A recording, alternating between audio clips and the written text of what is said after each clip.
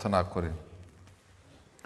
স্বৰ্গত থকা মহান পিতৃ ঈশ্বৰ, তোমাৰ আচৰিত প্ৰেমৰ কাৰণে ধন্যবাদ। আমি গোট খাইছোঁ তাকৰীয়া জাকটিয়ে। প্ৰভু জগতত আমাৰ ত্ৰাণকৰ্তা প্ৰভু যীশুৱে 2024 বছৰৰ আগত যিবোৰ কথা কৈছিলে আমাৰ চকুৰ আগত ঘটি আছে, ফলি আছে, কাণেৰে শুনিছোঁ, চকুৰেও দেখিছোঁ। তাৰ পৰা আমি গম পাইছোঁ এই জগতটো শেষ হ'বলৈ আৰু বেছি দিন নাই। লগতে ত্ৰাণকৰ্তা প্ৰভু যীশুৰ আগমনো ওচৰ। প্ৰভু, আমি যেন পৰ দি বাট চাই থাকিব পাৰোঁ প্ৰভুৰ আগমনলৈ, আৰু বাট চাই থকা সময়তেই প্ৰভুৰ আজ্ঞা মানি যেন আমি হাঁহেৰে শুভবাৰ্তা প্ৰচাৰ কৰিব পাৰোঁ। প্ৰভু, আমাক তুমি কৃপা কৰা। পবিত্ৰ আত্মা ঈশ্বৰ, তোমাৰ বাক্য আমাক শিকোৱা, যাতে আমি বলৱান হওঁ ঈশ্বৰৰ অনুগ্ৰহ আৰু জ্ঞানত। এই সকলো প্ৰাৰ্থনা যীশু নামত খুজিছোঁ, আমেন।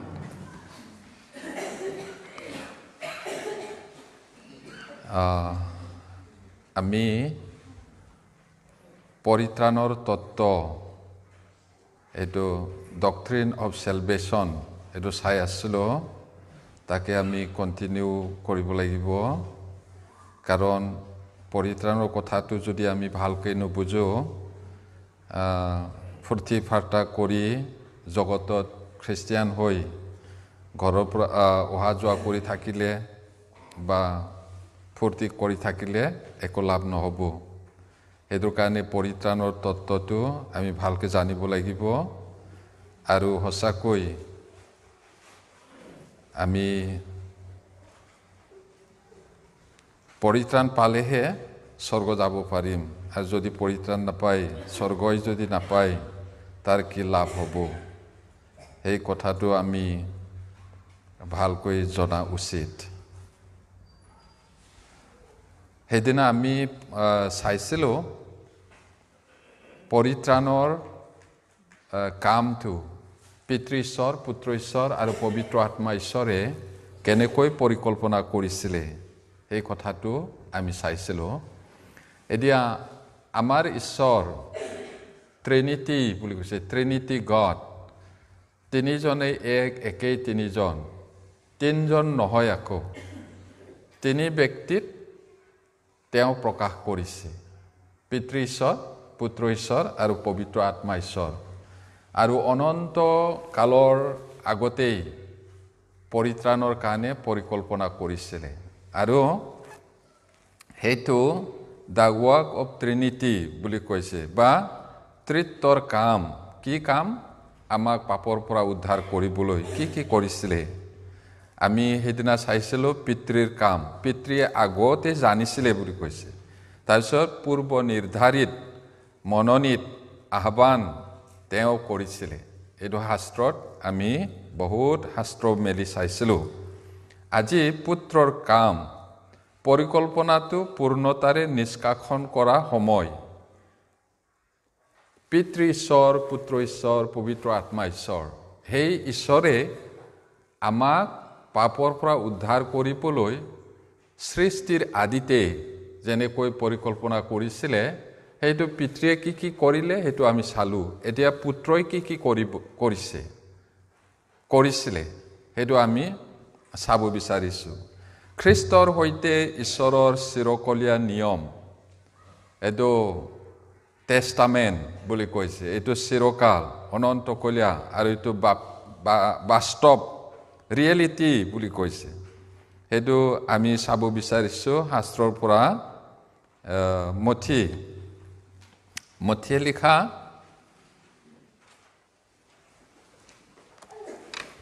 26 অধ্যায় 54 পদ। আমি বাইবেলটো মেলি চাব লাগিব, তেতিয়াহে বুজি পাব। নহ'লে কি বুলি কয়, বিটিং দ্য বুছ বুলি ক'লে কামত নাহিব। দীঘল মাৰি এডাল লৈ এইটো আন্দাজতে চৰাই খেদা নিচিনা কৰি থাকিলে নহয়। শাস্ত্ৰটো হয় না নহয়, শাস্ত্ৰীয় বচনটো বুজিবলৈ আমি চেষ্টা কৰিব লাগিব। মথি 26 অধ্যায় 54 পদ 26:53 পঢ়িম। কিন্তু তাক কৰিলে এইদৰে ঘটিব লাগে বুলি কোৱা শাস্ত্ৰীয় বচন কেনেকৈ সিদ্ধ হ'ব? আগৰ ফালে পাছফালে পঢ়িলেহে কথাটো গম পাব। কিন্তু ইয়াত গেটছেমানি বাৰীত প্ৰভু যীশুক ধৰা সময়ত পিতৰে তৰোৱাল উলিয়াই পিনি মহাপুৰোহিতৰ দাসক কাণটো কাটিছিলে, নহয় জানো? সেই সময়ত প্ৰভু যীশুৱে কৈছিলে, মই এতিয়াই যদি প্ৰাৰ্থনা কৰোঁ 12 বাহিনীতকৈও বেছি সেনাবাহিনী মাতিব নোৱাৰোঁ বুলি তুমি ভাবিছানে? যদি এইদৰে কৰোঁ তেতিয়াহ'লে ইয়াত কৈছে, কিন্তু তাকে কৰিলে এইদৰে ঘটিব লাগে বুলি কোৱা শাস্ত্ৰীয় বচন কেনেকৈ সিদ্ধ হ'ব? তাৰমানে শাস্ত্ৰৰ আগতেই খ্ৰীষ্টে দুখ ভোগ কৰিব লাগিব, পাপীৰ মুক্তিৰ কাৰণে মৰিব লাগিব, সেইটো আগতেই কোৱা আছে। আৰু যদি তেওঁ প্ৰাৰ্থনা কৰি দিয়ে 12 বাহিনী আহি যাব। এক বাহিনীত ৰোমান মিলিটাৰীবিলাকৰ 4,000-ৰ পৰা 6,000 মিলিটাৰী থাকে। একেবাৰে কমটোকে ল'লোঁ, 4,000কে হ'লে 12 বাহিনী কিমান মিলিটাৰী আহিব? লগে লগে স্বৰ্গদূতে আহিব। কিন্তু সেইদৰে যদি প্ৰাৰ্থনা কৰে তেতিয়াহ'লে শাস্ত্ৰত কোৱা কথাটো কেনেকৈ ফুলফিল হ'ব? তাৰমানে আগৰ পৰাই কথাটো আছে সেইটো। এতিয়া মাৰ্কে লিখা 14 অধ্যায় 21 পদ, mark chapter 14 verse 21। Mark chapter 14 verse 21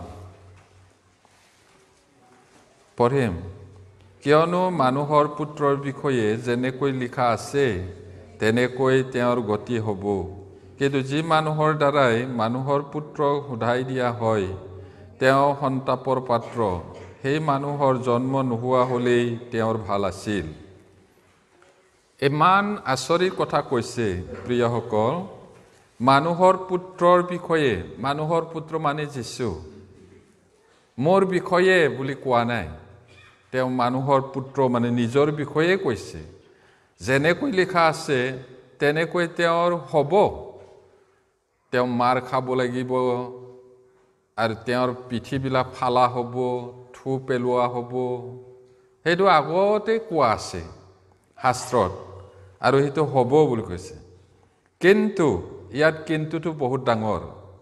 কিন্তু যি মানুহৰ দ্বাৰাই মানুহৰ পুত্ৰ সোধাই দিয়া হয় তেওঁ সন্তাপৰ পাত্ৰ। কিন্তু যি মানুহৰ দ্বাৰাই মানুহৰ পুত্ৰ শত্ৰুৰ হাতত সোধাই দিয়া হ'ব সেই মানুহটো হাৱে পোৱা। কোনে সোধাই দিছিলে? ইস্কৰিয়তীয়া যিহুদা। ইস্কৰিয়তীয়া যিহুদা আগতে বহুত স্মাৰ্ট মানুহ আছিলে নিশ্চয়, নহ'লে ধন ভঁৰালি নিদিয়ে। ধন ভঁৰালি আছিলে, ভাল হিচাপ কিতাপ, ভাল মানুহ আছিলে। কিন্তু টকাৰ প্ৰতি লোভ হোৱাৰ কাৰণে লাষ্টত গৈ তেওঁ নিজৰ প্ৰভুকে বেচিলে। সেই মানুহটো হাৱে পোৱা বুলি কৈছে। শাস্ত্ৰতটো লিখা আছে সেইদৰে হ'ব লাগে, কিন্তু যিজনে সোধাই দিব সি হাৱে পোৱা। আৰু কি কৈছে?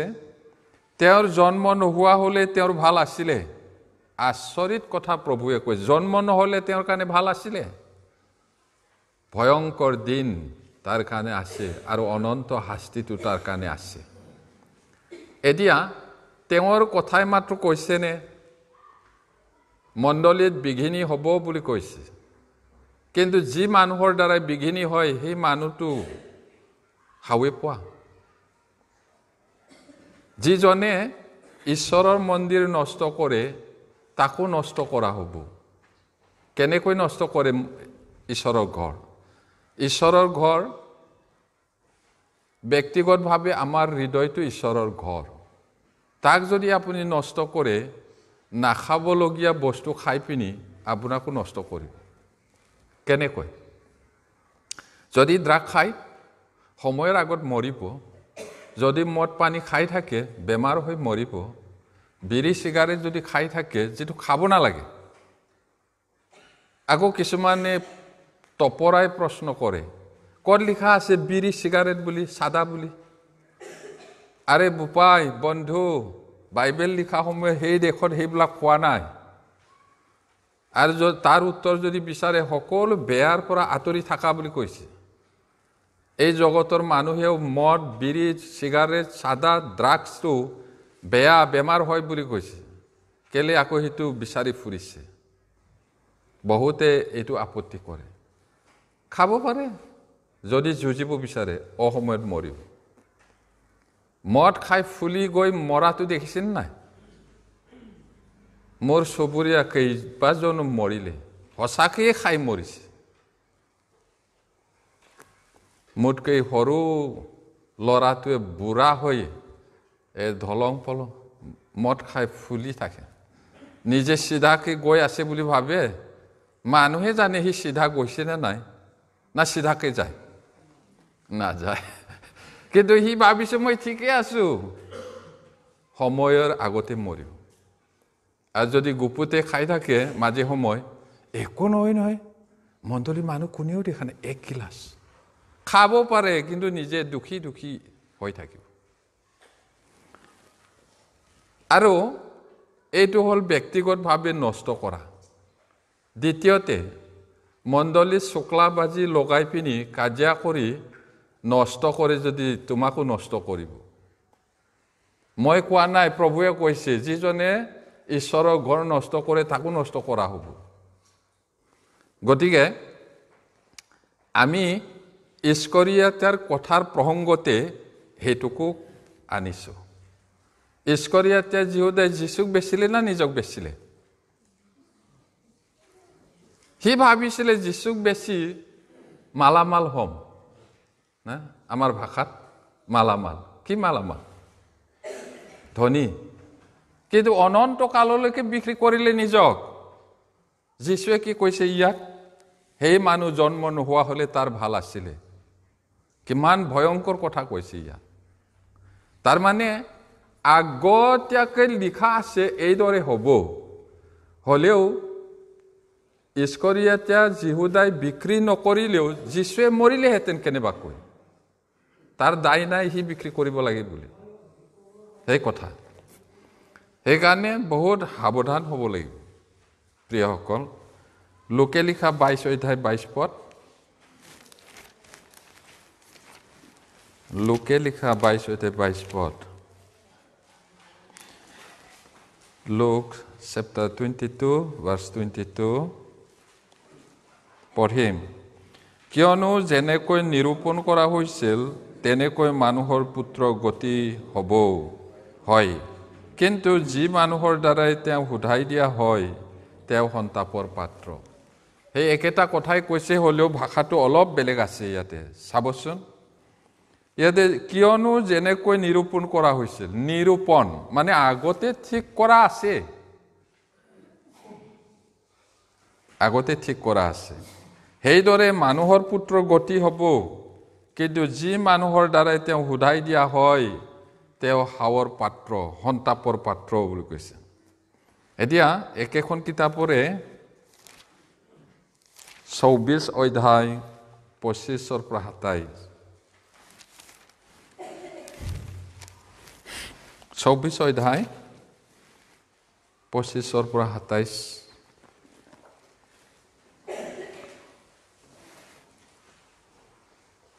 মই 24টো পঢ়িছো আপোনালোকে 26টো 25টো এনেকে যাওঁ পাছে আমাৰ লগৰ কেইজনমান মানুহে 24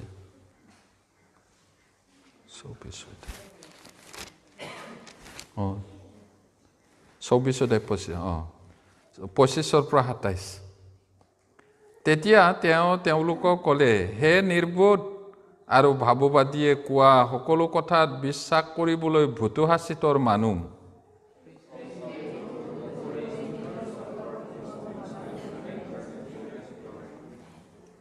সকলোৱে পঢ়িম পাছে তেওঁ মুচিৰে পৰা আৰু সকলো ভাৱবাদীৰ পৰা আৰম্ভ কৰি গোটেই শাস্ত্ৰৰ নিজৰ বিষয়ে লিখা কথা তেওঁলোকক বুজাই দিলে পুনৰুত্থান হোৱাৰ পিছত তেওঁ শিষ্যবিলাকক দেখা দিলে হলেও বিশ্বাস নকৰিলে কিছুমানে আৰু ইয়াত দুজন মানুহ ইম্মাইলৈ গৈছিলে জেৰুসালেমৰ পৰা যাওঁতে যাওঁতে সিহঁতে কথা পাতি পাতি গৈছিলে আমি যাক আশা কৰিছিলোঁ সেইজনে মৰি থাকিল তেওঁলোকৰ বিশ্বাসটো চাওক আমি যদি পঢ়ো পাব তেতিয়া যিশুৱে তেওঁলোকক লগ পোৱাৰ নিচিনা লগ পালে তোমালোকে কি কথা পাতি গৈ আছা এই কেইদিন জেৰুসালেমত যি ঘটনা হৈছে সেইবোৰৰ বিষয়ে কি ঘটনা কি হৈছে বুলি যিশুৱে সুধিছে জেৰুসালেমত থাকি পিনি তুমিহে হ'বলা নাজানা যিজনক আমি ত্ৰাণকৰ্তা মছিহ বুলি আশা কৰিছিলোঁ তেওঁ মৰিবৰ আজি 3 দিন হ'ল আৰু আচৰিত কথা আমাৰ কিছুমান ভনীবিলাকে কবৰত গৈছিলে আৰু তেওঁ যি উঠিল বুলি তেওঁ দেখিলে বুলি ক'লে এই বুলি তেতিয়া যিশুৱে ইয়াত গালি দিছে নহয় জানো ইয়াতে কৈছে তেতিয়া তেওঁলোকক ক'লে মানে সেই দুজন মানুহক হে নিৰ্বোধ আৰু ভাৱবাদীয়ে কোৱা সকলো কথাত বিশ্বাস কৰিবলৈ ভুতুহাচিতৰ মানুহ মৰমৰ কথা নহয় এইটো গালি দিছে বুদ্ধি নাইকিয়া মানুহ এই বুলি আৰু ভাৱবাদী সকলে কোৱা কথাত বিশ্বাস কৰিবলৈ ভুতুহাচিতৰ মানুহ এতিয়াও ঈশ্বৰৰ বাক্যটো পৰিত্ৰাণৰ বাক্যটো চিঙৰি চিঙৰি কৈ থকা হয় নতুন জন্ম নহ'লে স্বৰ্গ যাব নোৱাৰে শিক্ষাটো পাই থাকে তথাপি ভুতুহা হয় বুজিবলৈ নহয় জানো বহুত আচৰিত কথা আৰু কোনোবা এঠাইত লিখিছে সদায় শিক্ষা পোৱা কিন্তু বুজি নাপায় এনে তিৰোতাৰ নিচিনা নহবা এনেকাও আছে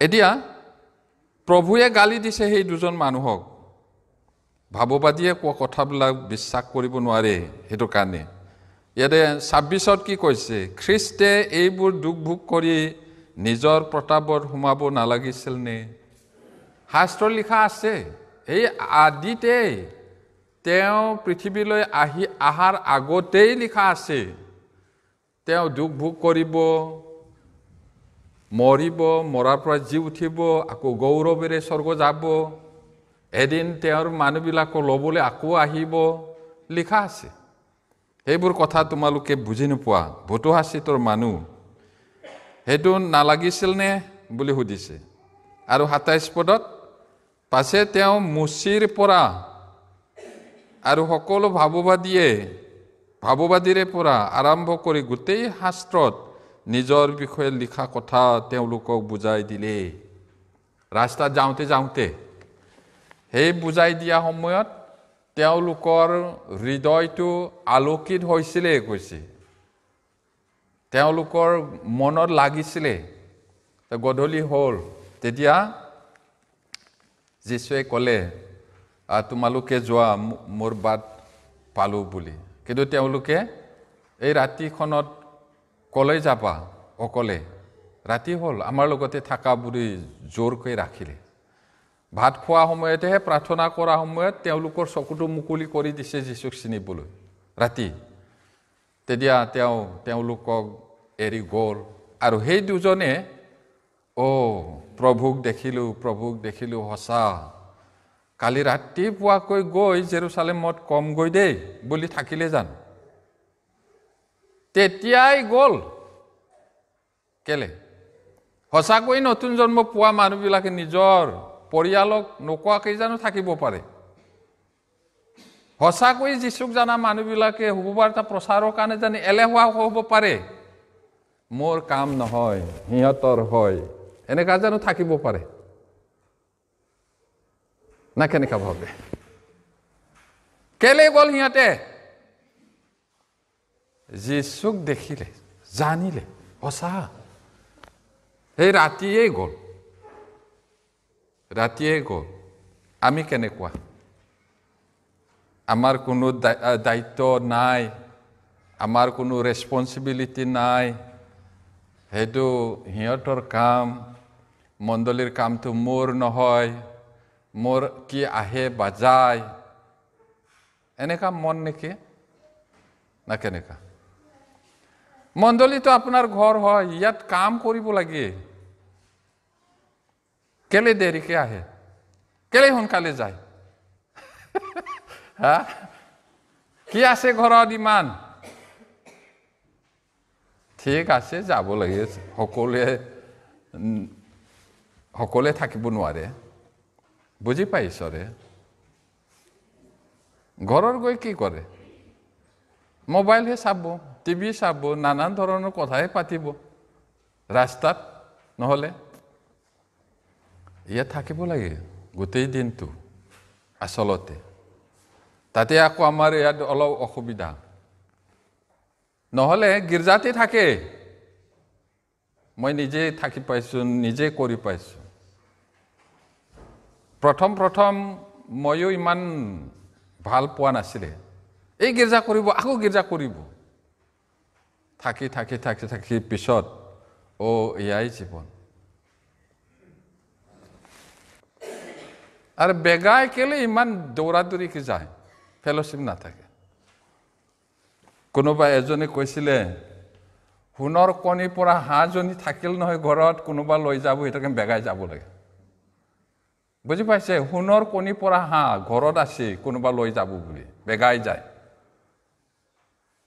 ঈশ্বৰে বচাব সঁচাকে সোণৰ কণীৰ পৰা হাঁহজনী থাকিলেও লৈ নাযাব ঈশ্বৰে বচাব পাৰে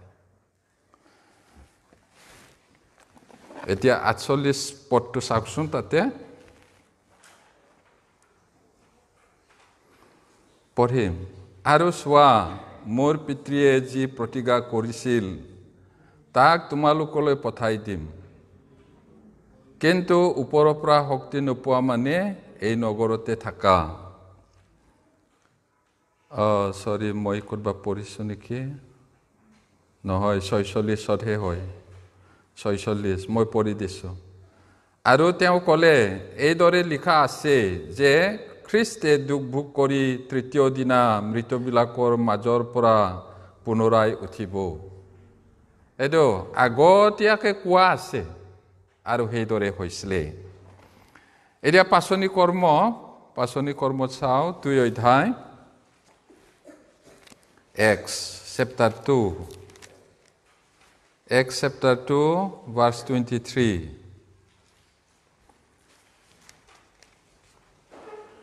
২ অধ্যায় ২৩ পদ পঢ়িম সেইজনাকে ঈশ্বৰৰ নিৰূপিত মন্ত্ৰণা আৰু পূৰ্বজ্ঞান অনুসাৰে সোধাই দিয়া হলত তোমালোকে অধৰ্মীবোৰৰ হতুৱাই ক্ৰুচত দি বধ কৰালা চাওকচোন কিমান ধুনীয়াকে ইয়াত কৈছে সেইজনাকে মানে ত্ৰাণকৰ্তা প্ৰভু যীশু নিৰূপণ কৰা আছিলে পূৰ্বৰ পৰা সেইটো জানে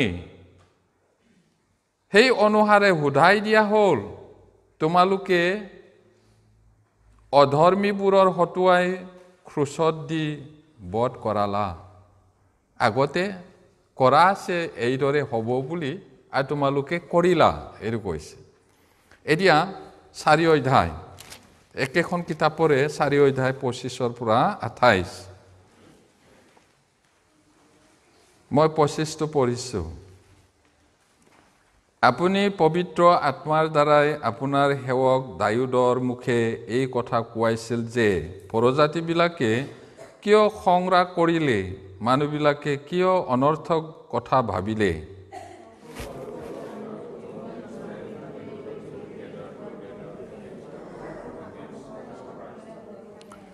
কিয়নো সঁচাকৈয়ে যি ঘটিবলৈ আপোনাৰ হাতেৰে আৰু আলোচেৰে আগেয়ে থিৰ কৰা গৈছিল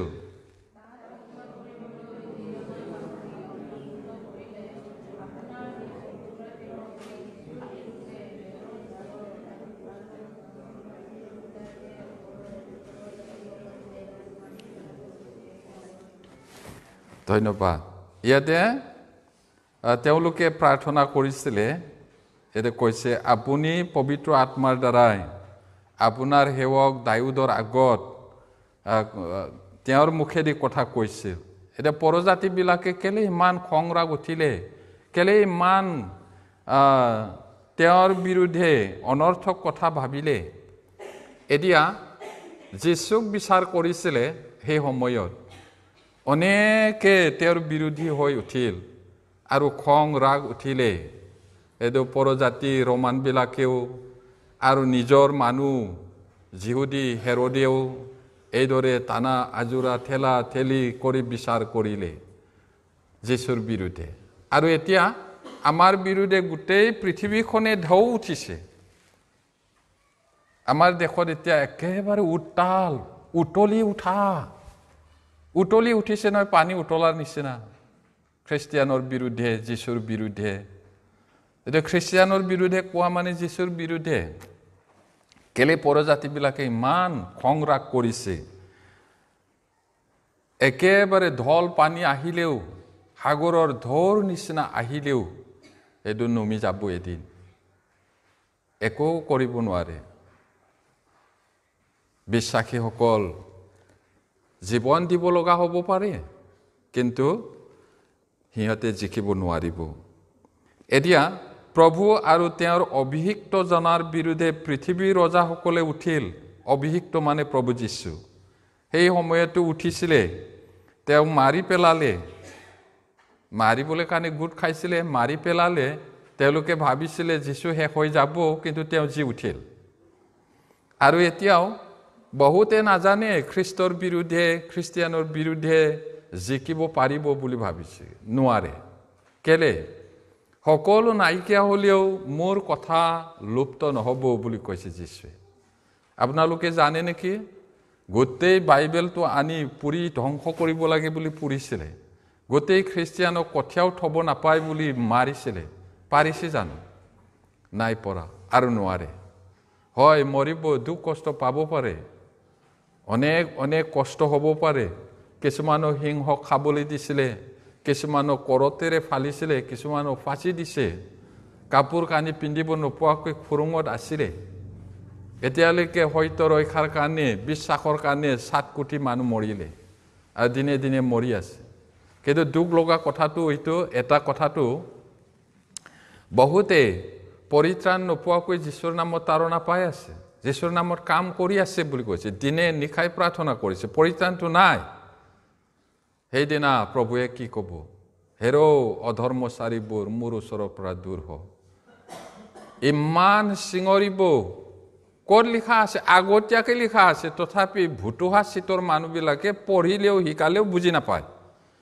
ক'ত লিখা আছে? মথি 7 অধ্যায় 21 পৰা 23 পদত প্ৰভুৱে একদিন ক'ব সেইটো। এতিয়া প্ৰভুৰ কাৰণে ইমান দুখ কষ্ট কৰিছে, নাখায় নবৈ, বহুতে লঘোণে থাকে, দান দিয়ে, ঈশ্বৰৰ কাম কৰিছে বুলি কৰি আছে। সেইদিনা স্বৰ্গটো নোসোমাব। কিমান দুখৰ বিষয় হ'ব তেওঁলোকৰ। কিন্তু আমি জানো, গতিকে আমাৰ ৰেছপঞ্চিবিলিটিটো বেছি। অবিশ্বাসীৰ আগতো ক'ব লাগিব, বিশ্বাসী কোৱাবিলাককো আমি ক'ব লাগিব।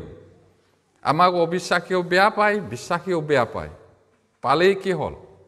প্ৰভুকো বেয়া পাইছিলে। কোনে বেয়া পাইছিলে? নিজৰ জাতি যিহুদীয়েও বেয়া পায়, পৰজাতিয়েও বেয়া পায়। সেই বুলি যীশুৱে হয়তোটো নোকোৱাকৈ থকা নাই, আৰু সেই দায়িত্বটো আমাৰ হয়।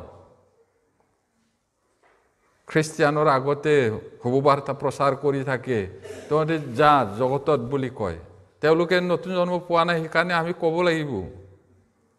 বহুত মৰম লগা, বিশ্বাসী বুলি দেহে কেহে লাগি আছে, কিন্তু পিছত তাত নাপাব। এইটোৰ কাৰণে আমাৰ দায়িত্ব আছে তেওঁলোকক কাৰেক্টকৈ বুজোৱাটো। এতিয়া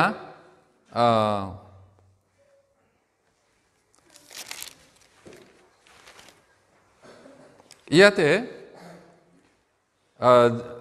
আমি দেখিছোঁ সঁচাকৈয়ে যি ঘটিবলৈ আপোনাৰ হাতেৰে আৰু আলোচনাৰে আগে থিৰ কৰা হৈছিল, আগতে থিৰ কৰা আছে। যীশুৱে পৃথিৱীত অহাৰ আগতেই, এনেকৈ জগতখন সৃষ্টি কৰাৰ আগতেই বুলি কৈছে। আমি বুজি নাপাওঁ বহুত কথা, কিন্তু আগতেই পৰিকল্পনা কৰা আছিলে। সেইটো থিৰ কৰা হৈছিল, তাক সিদ্ধ কৰিবলৈ যিজনাক আপুনি অভিষিক্ত কৰিলে, পৰিকল্পনা কৰিলে আমাৰ মুক্তিৰ মূল্যৰ কাৰণে যীশু মৰিব লাগিব। আৰু সেইটো সিদ্ধ কৰিবৰ কাৰণে এতিয়া আপোনাৰ পবিত্ৰ সেৱক সেই যীশুৰ বিৰুদ্ধে হেৰড আৰু পন্তিয়াছ পিলাতে পৰজাতি আৰু ইছৰাইলৰ মানুহবিলাকে সৈতে এই নগৰত গোট খাইছিল এই বুলি কৈছে।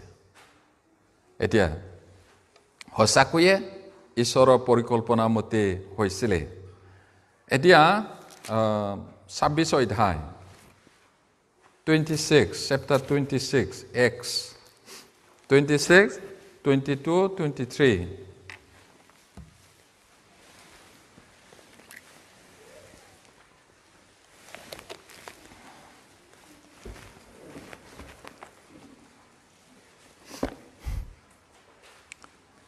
22 পদ পাচনি কৰ্ম 26 অধ্যায় 22 পদ পঢ়িম। এনেতে ঈশ্বৰৰ পৰা উপকাৰ পাই আজিলৈকে থিৰে আছো, আৰু খ্ৰীষ্ট দুখ ভোগৰ পাত্ৰ হয় বা নহয়, আৰু মৃতবিলাকৰ পুনৰুত্থানৰ প্ৰথম হৈ নিজ জাতি আৰু পৰজাতিবিলাকলৈ পোহৰ প্ৰকাশ কৰিব বা নকৰিব, ইয়াৰ বিষয়ে মই সৰু বৰ সকলোৰে আগত সাক্ষ্য দিওঁতে ভাৱবাদীসকল আৰু মুচিয়ে যি ঘটিব বুলি কৈছিল তাৰ বাহিৰে আন একো কথা কোৱা নাই। এতিয়া আগ্ৰিপ্প ৰজাৰ আগত পৌলে এই সাক্ষ্যটো দিছিলে। তেওঁ দোষী কৰিছিলে, কিন্তু তেওঁ একো মচিৰ বিৰুদ্ধে বিধানৰ বিৰুদ্ধে কথা কোৱা নাই। ইয়াতে তেওঁ কোৱাৰ দৰেহে মই কৈছোঁ এই বুলি কৈছে। বেলেগ কথা একো কথা তেওঁ কোৱা নাছিলে। কাৰণ আগতে যিটো নিৰূপণ কৰা আছে শাস্ত্ৰীয় বচন, সেই কথাটোহে তেওঁ কৈছিলে। ভাৱবাদীবিলাকে কোৱা কথাটো এইটো তেওঁ কৈছে। এতিয়া প্ৰথম কৰিন্থিয়া 15 অধ্যায় 3-4 পদটো চাওক।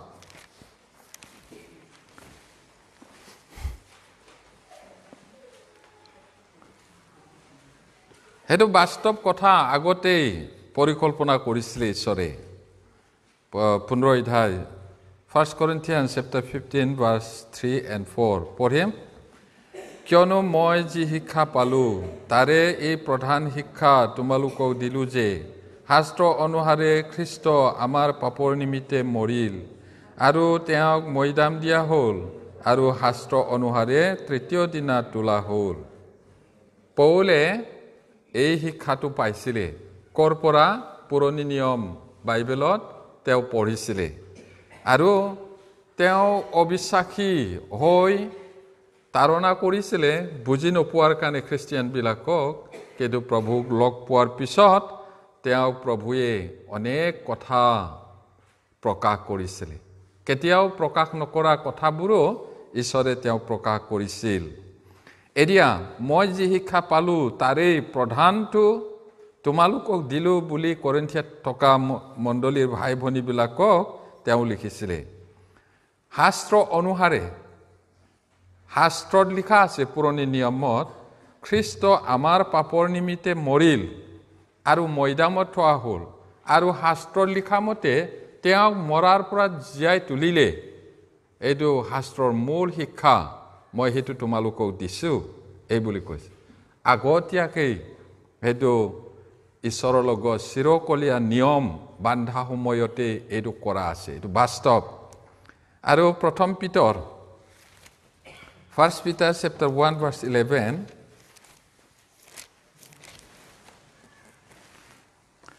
প্ৰথম পিতৰ 1 অধ্যায় 11 পদ পঢ়িম। অৰ্থাৎ তেওঁবিলাকৰ অন্তৰত থকা খ্ৰীষ্টৰ আত্মাই খ্ৰীষ্টৰ নিমিত্তে নিৰূপিত নানা দুখ ভোগ আৰু তাৰ পাছৰ হ'ব লগা প্ৰভাৱৰ বিষয়ে পূৰ্বে সাক্ষ্য দিয়া কালত কি আৰু কেনেকুৱা কালৰ বিষয়ে জনাইছিল, তেওঁবিলাকে তাৰ অনুসন্ধান কৰিছিল। ভাৱবাদীসকলে সেইটো অনুসন্ধান কৰিছিলে। খ্ৰীষ্টৰ আত্মা তেওঁলোকৰ ভাৱবাদীৰ হৃদয়ত খ্ৰীষ্টৰ আত্মাটো আছে, আৰু খ্ৰীষ্টৰ বিষয়ে দুখ ভোগৰ বিষয়ে তেওঁলোকক কৈছিলে। খ্ৰীষ্টৰ নিমিত্তে নিৰূপিত নানা দুখ ভোগ আৰু তাৰ পাছত হ'ব লগা প্ৰভাৱৰ বিষয়ে পূৰ্বে সাক্ষ্য দিয়া কালত কি আৰু কেনেকুৱা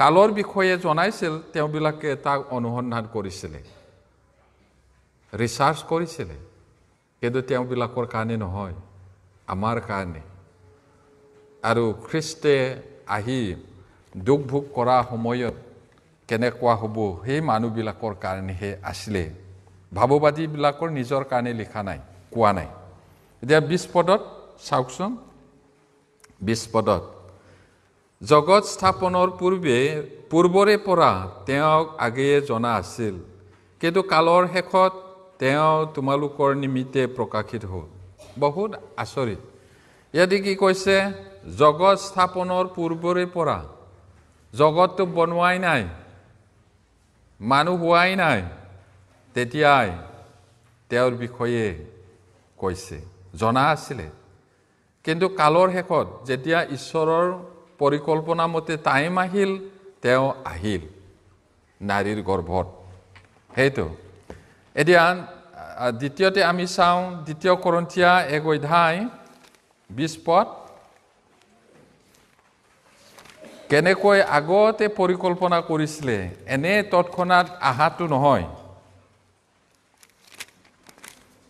2 কৰিন্থিয়া 1 অধ্যায় 20 পদ 2 Corinthians chapter 1 verse 20 পঢ়িম কিয়নো ঈশ্বৰৰ যিমান প্ৰতিজ্ঞা নহওক সেই হয় তেওঁতেই আছে এই কাৰণে আমাৰ দ্বাৰাই ঈশ্বৰৰ গৌৰৱ হ'বলৈ তেওঁৰ দ্বাৰাই আমেনো হয় এদে ঈশ্বৰৰ যিমান প্ৰতিজ্ঞা সেই হয় তেওঁতেই আছে কৈছে ইয়েছটো তেওঁতেই আছে আৰু আমাৰ যোগেদি ঈশ্বৰৰ নাম যেন গৌৰৱান্বিত হ'ব আমেনো তেওঁৰ দ্বাৰাই হয় কৈছে আমেন আমেন মানে আমি যে প্ৰাৰ্থনা কৰোঁ তাৰপিছত আমেন কওঁ কি হয় এইদৰে হওক বেয়াকে প্ৰাৰ্থনা কৰিলে আমেন ক'ব নোৱাৰে আকৌ কাকবা হাউ দি প্ৰাৰ্থনা কৰিলে তাত আমেন কৰিলে আনৰ পাপৰ ভাগি নহবা বুলি বাইবেলত লিখা আছে এইটো কিন্তু কোনেও এইদৰে প্ৰাৰ্থনা নকৰে বাৰু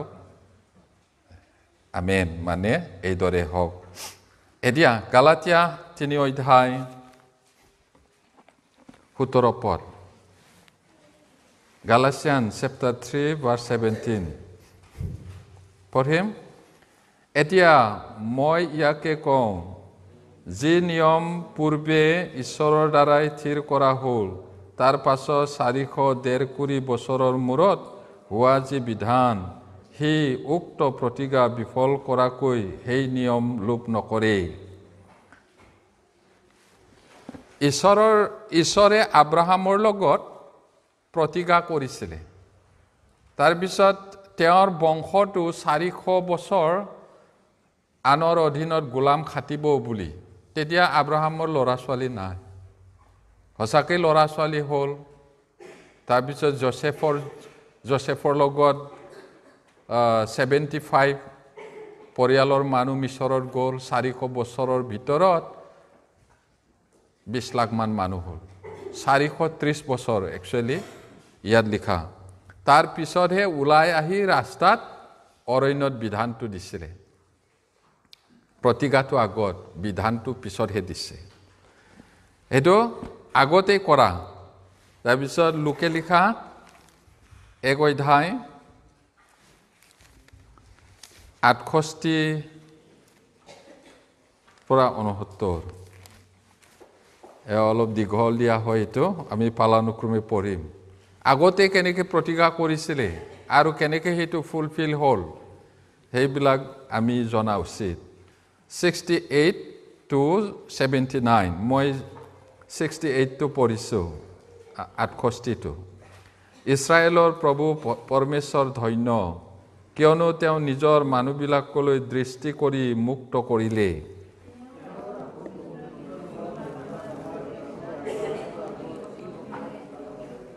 সেই শপত সোঁৱৰি যাতে আমাৰ ওপৰ পুৰুষসকললৈ কৃপা দেখুৱাব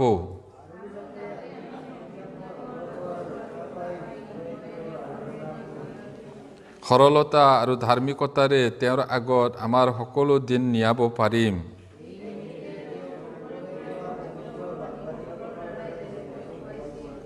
তেনেকৈ তেওঁ তেওঁৰ সেৱক দাউদৰ বংশত তেওঁৰ ত্ৰাণৰ সিং।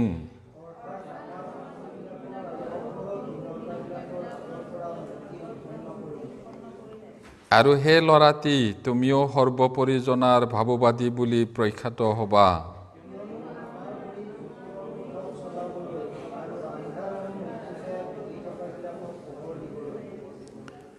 ঈশ্বৰৰ যি দয়ালু চিত্তৰ দ্বাৰাই ওপৰৰ পৰা অৰুণোদয় আমাৰ আগত প্ৰকাশিত হৈছে, সেই দয়ালু চিত্ত হোৱাৰ কাৰণে পাপমোচন হোৱাত যি পৰিত্ৰাণ,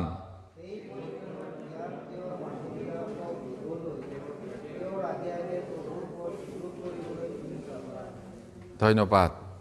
ইয়াতে যদি আমি ভালকৈ এটা এটাকে চাওঁ, পূৰ্বতে কেনেকৈ ঈশ্বৰে পৰিকল্পনা কৰিছিলে, দাউদৰ আগতেও প্ৰতিজ্ঞা কৰিছিলে, সেই কথা ত্ৰাণৰ সিং মানে পৰিত্ৰাণৰ পাৱাৰ। সিং, বাইবেলৰ সিং পোৱাটো পাৱাৰটো বুজায়। তাৰ 7টা মাথা আছিলে, 10টা সিং আছিলে বুলি কোৱাটো পাৱাৰ হয়। প্ৰকাশিত বাইকত পহু কোৱাটো সেই জংঘলৰ পহু, গৰু ছাগলী হৰিণা পহু নহয়, এইটো মানুহ হয়। ৰজা, পাৱাৰ, সিং মানে ইয়াতে পৰিত্ৰাণৰ সিং মানে পৰিত্ৰাণৰ পাৱাৰ। দাউদক কৈছিলে, এতিয়া কি কৰিব বুলি কৈছে 37, কিয়নো আমাৰ ভৰি কুশলৰ পথত চলাবলৈ আৰু আন্ধাৰ আৰু মৃত্যু ছায়াত বহি থকাবিলাকক পোহৰ দিবলৈ সেইটো তেওঁ আহিব আৰু পৰিত্ৰাণৰ জ্ঞান দিবলৈ। এতিয়া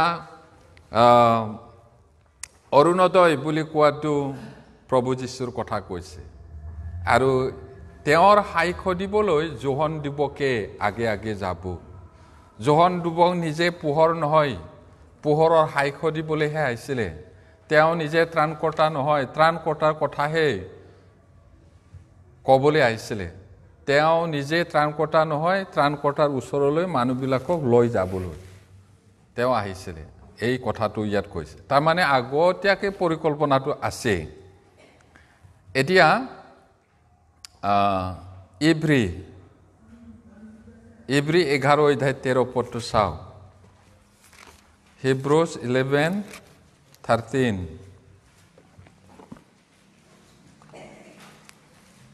Hebrews 11:13 পঢ়িম। সেই সকলো বিশ্বাসত মৰিল, তেওঁবিলাকে প্ৰতিজ্ঞাবোৰৰ ফল নাপালে, কিন্তু দূৰৈতে সেইবোৰক দেখি নমস্কাৰ কৰিছিল আৰু নিজে যে পৃথিৱীত বিদেশী আৰু প্ৰবাসী তাক স্বীকাৰ কৰিছিল। প্ৰভুক তেওঁলোকে নেদেখিলে, কিন্তু বিশ্বাসত মৰিল।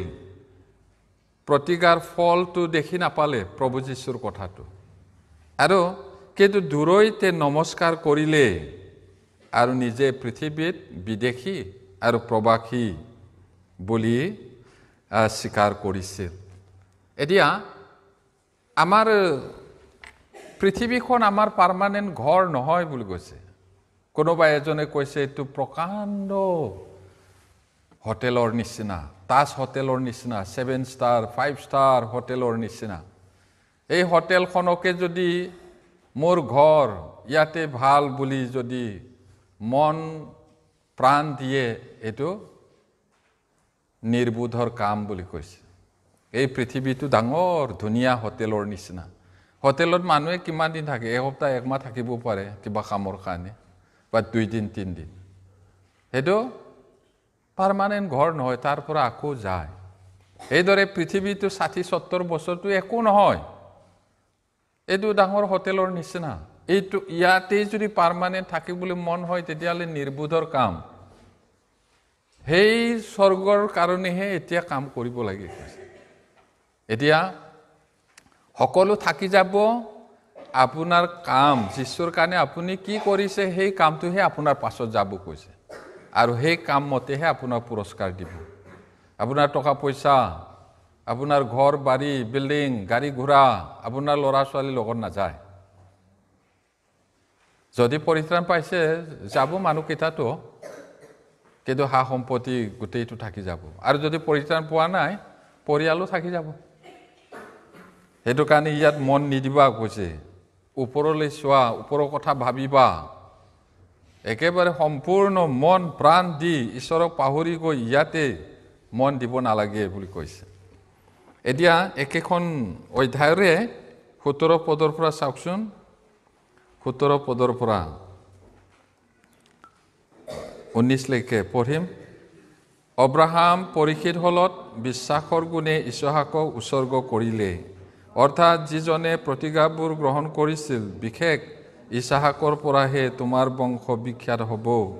এই কথা যিজনৰ প্ৰতি কোৱা হৈছিল, তেওঁ নিজৰ একেটি পুত্ৰকে উৎসৰ্গ কৰিবলৈ ধৰিছিল, কাৰণ ঈশ্বৰে যে মৃতবিলাকৰ মাজৰ পৰা তুলিব পাৰে, ইয়াকে তেওঁ নিশ্চয় জ্ঞান কৰিছিল, আৰু তাৰ পৰা দৃষ্টান্তস্বৰূপে তেওঁ পুনৰাই পালেও। এতিয়া এইটো বহুত আচৰিত কথা। আব্ৰাহামক ঈশ্বৰে পৰীক্ষা কৰিছিল, সঁচাকৈ তেওঁ মোক বিশ্বাস কৰে নে নকৰে, সঁচাকৈ তেওঁ মোক মৰম কৰে নে নকৰে। এতিয়া বিশ্বাসৰ কাৰণে নিজৰ ল'ৰাটোকে বলি উৎসৰ্গ কৰিবলৈ উদ্যত হৈছিল, কাৰণ তেওঁ বিশ্বাস কৰিছিল মৰিলেও তেওঁ জীয়াই তুলিব পাৰে। আৰু সেইদৰে তেওঁ বলি দিবলৈ চুৰিৰে মাৰিবলৈ বিচাৰোঁতে এমাৰ্জেঞ্চি ঈশ্বৰে মাতিলে, অব্ৰাহাম অব্ৰাহাম ল'ৰাৰ গাত হাত নিদিবা। তাৰপিছত ঈশ্বৰে যোগান ধৰিলে শিং লগা ভেড়া এটা, ইছহাকৰ সলনি তেওঁক বলি দিলে। ইছহাকৰ পৰা বহু বংশ হ'ব বুলি ক'লে, আকৌ তাকে বধ কৰিবলৈ বলি দিবলৈ ক'লে, হ'লেও বিশ্বাসৰ কাৰণে তেওঁ উৎসৰ্গ কৰিবলৈ ধৰিছিল, কাৰণ ঈশ্বৰে মৰাৰ পৰা জীয়াব পাৰে বুলি তেওঁ জ্ঞান কৰিলে বা বিশ্বাস কৰিলে। সঁচাকৈও তেওঁ আকৌ পালে। তাৰ পৰা ঈশ্বৰে কি কৈছে, তেওঁ যে ঈশ্বৰক বিশ্বাস কৰে সেইটো তেওঁ নিশ্চিত ৰূপে জানিছে, আৰু ঈশ্বৰে সেইদিনাৰ পৰা বন্ধু বুলি মাতিছে। বহুত আচৰিত কথা। এতিয়া সেই একেখন অধ্যায়তে, একেটা অধ্যায়তে 39-40টো চাবচোন, মই পঢ়ি দিছোঁ। 39-40 এই সকলোৱে বিশ্বাসৰ দ্বাৰাই সাক্ষ্য পালেও প্ৰতিজ্ঞাৰ ফল নাপালে, কিয়নো ঈশ্বৰে আমাৰ নিমিত্তে কোনো শ্ৰেষ্ঠ বিষয় যুগুত কৰাত আমাৰ অবিহনে তেওঁবিলাকক সিদ্ধ হ'বলৈ নিদিলে। এতিয়া আব্ৰাহাম ইছহাক জাকোবহঁতে প্ৰতিজ্ঞাৰ দেশতে পৰদেশীৰ নিচিনা, বিদেশীৰ নিচিনা তম্বু ঘৰে ঘৰে থাকিব লগা হ'ল, আৰু প্ৰতিজ্ঞাৰ ফলটো নেদেখিলে। আমাৰ কাৰণে, আপোনাৰ কাৰণে, আমাৰ কাৰণে, আৰু সেই সময়ত যিসকল বিশ্বাসী আছিল তেওঁলোকৰ কাৰণে শ্ৰেষ্ঠ বিষয় যুগুত কৰাত আমাৰ বাহিৰে তেওঁলোকক সিদ্ধ হ'বলৈ নিদিলে। তো আমাৰ কাৰণে ঈশ্বৰে কৰিছিল। কিমান আচৰিত কথা।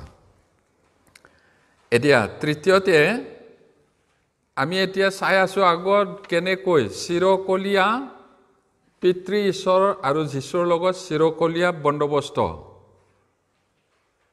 ইটাৰনেল টেষ্টামেণ্ট, চিৰকলীয়া চুক্তি, আৰু এইটো বাস্তৱ কথা হয়। এইটোকে শাস্ত্ৰৰ পৰা আমি চাই আছোঁ। তৃতীয়তে ৰোমিয়া 8 অধ্যায় 28 পৰা 30, Romans chapter 8 verse 28 to 30.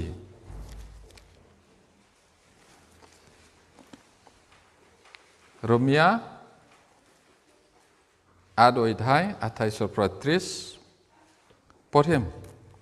আৰু আমি জানো যে যিবিলাকে ঈশ্বৰক প্ৰেম কৰে, যিবিলাক তেওঁৰ অভিপ্ৰায় অনুসাৰে আমন্ত্ৰিত, তেওঁবিলাকৰ পক্ষে সকলোৱে মংগলৰ অৰ্থে একেলগে কাৰ্য কৰিছে।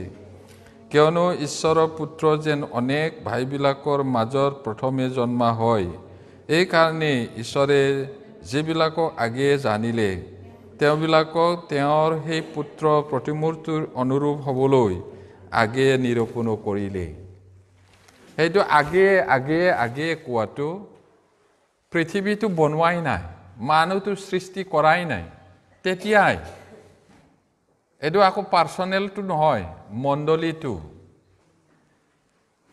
এতিয়া এইটো কথাটো কেনেকৈ বুজিম নিৰূপণ আগতে ঠিক কৰা সানডে দেওবাৰৰ আমাৰ 10:30 পৰা গীৰ্জাটো হয় সেইটো প্ৰগ্ৰামটো সেট কৰা আছে যিজনে আহে তাত অংশগ্ৰহণ কৰে মণ্ডলীটোও এইদৰে কৰিম বুলি সৃষ্টিৰ আগতে আছে এতিয়া সেইটো প্ৰভুৱে কৰিলে এতিয়া যিজনে আহি বিশ্বাস কৰে সিয়ে মণ্ডলীৰ ঈশ্বৰৰ পৰিয়ালৰ লোক হয় এইদৰে পৰিকল্পনা কৰিছিলে যুগবোৰৰ আগতে এতিয়া 2 তিমথী 1:9 চাওকচোন 2 তিমথী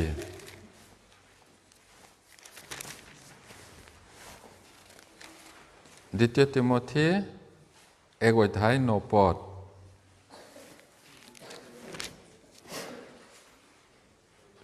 পঢ়িম তেৱে আমাক পৰিত্ৰাণ কৰিলে আৰু পবিত্ৰ আমন্ত্ৰণেৰে আমন্ত্ৰণো কৰিলে আমাৰ কৰ্মৰ দৰে নহয় কিন্তু তেওঁৰ নিজ অভিপ্ৰায় আৰু অনুগ্ৰহৰ দৰেহে তাক কৰিলে সেই অনুগ্ৰহ অনাদি কালৰ পূৰ্বে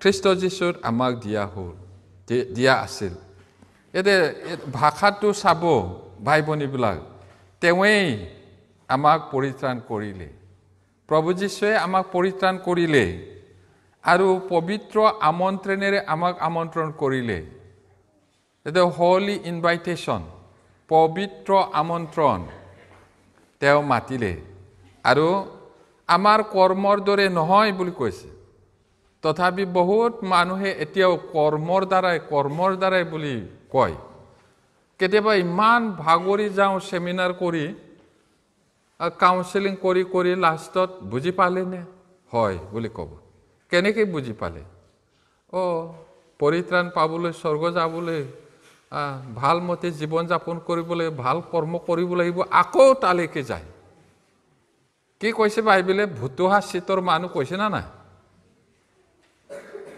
ভুতুহা মানে কি ধাৰ নাইকিয়া দাওটো ইমান ভুতুহা মাংসটো কাটিছোহে ঘূৰিয়ে হৈ যায় কোৱা নিচিনা ইয়াত একেবাৰে ক্লিয়াৰলি কৈছে নহয় জানো আমাৰ কৰ্মৰ দৰে নহয় কৰ্মৰ দ্বাৰাই কোনো মৰ্ত পৰিত্ৰাণ নাপায় বিশ্বাসেৰে অনুগ্ৰহৰ দ্বাৰাহে পৰিত্ৰাণ পায় সেইটো তোমালোকৰ নহয় কোনেও যেন গৰ্ব কৰিব নোৱাৰে সেই কৰ্মৰ পৰাও নহয় ইমান বাৰ কোৱা আছে কিন্তু তেওঁৰ নিজৰ অভিপ্ৰায় আৰু অনুগ্ৰহৰ দৰেহে তাক কৰিলে ঈশ্বৰৰ এটা অভিপ্ৰায় আছে আৰু অনুগ্ৰহ আমাক কৰিলে তাৰ দ্বাৰাহে আমি পাইছোঁ সেই অনুগ্ৰহটো কেতিয়া কৰিছিলে আপুনি জন্ম হোৱাৰ পিছত নহয় আপুনি ভাল কাম কৰাৰ কাৰণে নহয় ভুল নকৰিব আপুনি নাছিলে তেতিয়া ময়ো নাছিলোঁ তেতিয়া কেতিয়া যীশু জন্ম হোৱা নাই আগতে লিখা বাইবেলত লিখা আছে ইয়াতে মই আকৌ পঢ়ি দিছোঁ অনুগ্ৰহৰ দৰেহে তাক কৰিলে সেই অনুগ্ৰহ অনাদি কালৰ পূৰ্বে অনাদি কাল মানে আদিহীন আদি ইটাৰনিটি বিগিনিঙৰ পৰা হয় ভাষা নাই আমাৰ এইটো ক'বলৈ আৰম্ভই হোৱা নাই তেতিয়াৰ পৰাই কৈছে আমি ঢুকি নাপাওঁ তেতিয়াৰ পৰাই খ্ৰীষ্ট যীশুত আমাক দিয়া আছিল এইটো মণ্ডলীটো আৰু এই পৰিত্ৰাণটো পৰিকল্পনা কৰা আছিলে এতিয়া আমি শুভবাৰ্তাটো শুনিলোঁ বিশ্বাস কৰিলোঁ তাৰ অংশ হ'লোঁ তেওঁহে আমাক পৰিত্ৰাণ কৰিছে পৰিত্ৰাণৰ কাৰ্যটো 100% ঈশ্বৰৰ আমাৰ নহয় তাৰপিছত সেইটো কাম কৰিবলৈ চতুৰ্থতে প্ৰভুৱে কি কৰিলে নিজকে নম্ৰ কৰিলে বুলি কৈছে চাওকচোন ফিলিপিয়া এনে অহা নাই বহুত দুখ কষ্ট ভোগ কৰিব লগা হৈছিলে ফিলিপিয়া 2:6 পৰা 8 পদলৈ Philippians chapter 2 verse 6 to 8 পঢ়িম তেওঁ ঈশ্বৰৰূপী থাকোঁতে ঈশ্বৰৰ সমান হোৱাকেই কাঢ়ি লোৱা বুলি নামানিলে, কিন্তু নিজকে শূন্য কৰি দাসৰ ৰূপ ধাৰণ কৰি মানুহৰ নিচিনা হ'ল, আৰু আকাৰ প্ৰকাৰত মানুহৰ দৰে হৈ নিজকে সৰু কৰি মৃত্যুলৈকে, এনেকৈ খ্ৰীষ্টীয় মৃত্যুলৈকে আজ্ঞাধীন হ'ল। কি কাৰণে মানুহ পাপত পৰিছিলে? অবাধ্য। ঈশ্বৰে কৈছিলে সকলো বাৰীৰ সকলো ফল আনন্দেৰে খাব পাৰা, কিন্তু বাৰীৰ মাজত থকা ভাল বেয়া জ্ঞান দিওঁতা গছৰ ফল নাখাবা। তেওঁবিলাক অবাধ্য হ'ল, বিদ্ৰোহী হ'ল আৰু খালে। নকৰিবা বুলি কোৱাটো কৰা মানে চেলেঞ্জ কৰিছে, যুদ্ধ ঘোষণা কৰিছে, মই কৰিমেই, কি কৰিবা কোৱা নিচিনা। খালে, আৰু সেই অবাধ্যতাৰ কাৰণে সকলো মানৱ জাতিয়ে পাপী হ'ল। আৰু প্ৰভু যীশুৱে সেই মানুহৰ অবাধ্যতাৰ কাৰণে যিটো পাপ হ'ল, অপৰাধত পৰিল, নৰকলৈ গ'ল, বাধ্য হৈ ধাৰ্মিকতা আনিবৰ কাৰণে প্ৰভু আহিলে। আৰু ইয়াত কেনেকৈ আহিছে? ঈশ্বৰ হয় তেওঁ, হ'লেও নিজকে সৰু কৰিলে। নিজৰ যিটো পাৱাৰ আছিলে সেইটো নিজেই কণ্ট্ৰল কৰিলে। অথনি আমি পঢ়িছোঁ আৰম্ভণিতে, তেওঁ মাতিলে মাতিব পাৰে 12 বাহিনী স্বৰ্গদূত, কিন্তু সেইটো কৰিলে কেনেকৈ শাস্ত্ৰীয় বচন সিদ্ধ হ'ব? তেওঁ ঈশ্বৰ হয়, হ'লেও নিজকে সৰু কৰিলে। এনেকুৱা লাগে যীশুৰ উপায়হীন মানুহ, বেচেৰা নিচিনা। নহয়, বেচেৰা নহয়, তেওঁ নম্ৰহে কৰিছে আপোনাৰ কাৰণে, মোৰ কাৰণে। আৰু কি কৰিলে? নিজকে শূন্য কৰিলে। শূন্য মানে আৰু নাই। তাৰপিছত দাসৰ ৰূপ ধাৰণ কৰিলে, মানুহৰ নিচিনা হ'ল। আমি মানুহ হৈও পৰুৱাৰ নিচিনা হ'ব নোৱাৰোঁ। আৰু মানুহ হ'লেও কিছুমান একেবাৰে লেতেৰা থকা মানুহবিলাকো দেখিলে তেওঁলোকৰ কণ্ডিশ্যনত আমি যাব নোৱাৰোঁ। কিন্তু প্ৰভু, পাপটো কি হয়? স্বৰ্গত পাপ নাই, পাপী নাই। আৰু দিনে ৰাতিয়ে ঈশ্বৰক hallelujah hallelujah praise the lord বুলি গান গাই থাকে, জিৰণিয়ে নাই। সেই সিংহাসন, সেই গৌৰৱ, সেই মান মৰ্যাদাটো এৰি পিনি নিজকে সৰু কৰি দাসৰ নিচিনা হ'ল, মানুহৰ নিচিনা হ'ল। কেলে? আপোনাৰ কাৰণে, মোৰ কাৰণে। এইটো আচৰিত। আকাৰ প্ৰকাৰৰ মানুহৰ দৰে হৈ নিজকে সৰু কৰি মৃত্যুলৈকে, এনেকৈ খ্ৰীষ্টীয় মৃত্যুলৈকে তেওঁ আজ্ঞাধীন হ'ল, বাধ্য হ'ল। প্ৰাৰ্থনা কৰিছিলে নহয়, মনত পেলাওকচোন। হে পিতৃ, যদি হ'ব পাৰে এই পানপাত্ৰ মোৰ পৰা দূৰ কৰা, তথাপি মোৰ ইচ্ছা নহয়, তোমাৰ ইচ্ছা। যদি কাপ মানে মৃত্যু, পানপাত্ৰ মানে, যদি মই তাত নমৰাকৈ মানুহৰ পৰিত্ৰাণ আনিব পাৰে, তেতিয়াহ'লে দূৰ কৰক, তথাপি মোৰ ইচ্ছা নহয়। 3 বাৰ, 3 বাৰৰ পিছত আৰু কি কৰিব? তোমাৰ ইচ্ছা হওক। ঈশ্বৰৰ ইচ্ছাটো কি আছিলে? তেওঁক গুৰি কৰা, আপোনাৰ কাৰণে, মোৰ কাৰণে। কিমান গভীৰভাৱে ভাবিব লাগে। আমি পাতলকে লৈ আছো নহয় জানো? যীশুক বিশ্বাস কৰিছে, হয়। নতুন জন্ম পাইছে, হয়। দুটাও হয়। কিন্তু বিশ্বাস জীৱন যাপনটো লৰক ফৰক হ'ব নালাগে। হুহকা পিছলা নহয়, সোপা ঢিলা নহয়। বিশ্বাসৰ শিপাটো দকৈ যাব লাগিব। ঢৌ আহি আছে, ধুমুহা আহি আছে, হিলিব নেকি? উঘালি যাব নেকি? কালি যদি ধুমুহাটো ভয়ানক আহে, উঘালি পৰিব নেকি?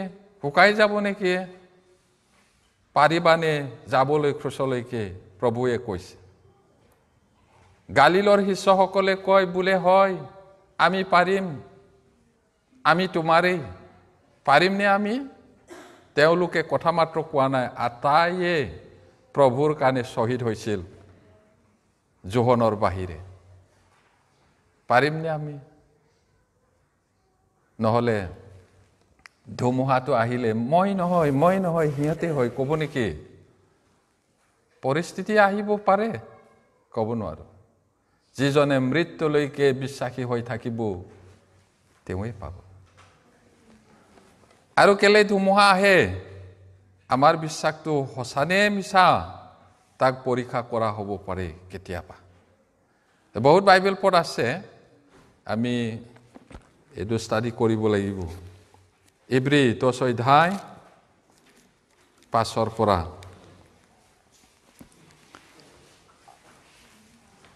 পৰা 9 পদলৈ মই 5 পদটো পঢ়িছোঁ। হিব্ৰু 10:5-9। এই হেতুকে খ্ৰীষ্টে জগতৰ সোমোৱা কালত কয়, তুমি বলিদান আৰু নৈবেদ্যলৈ ইচ্ছা নকৰিলা, কিন্তু মোলৈ শৰীৰ যুগুত কৰিলা।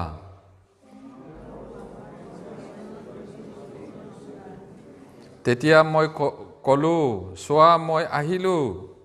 পুস্তকখনত মোৰ বিষয়ে এনে লিখা আছে, হে ঈশ্বৰ, মই তোমাৰ ইচ্ছা পালন কৰিবলৈ আহিলোঁ।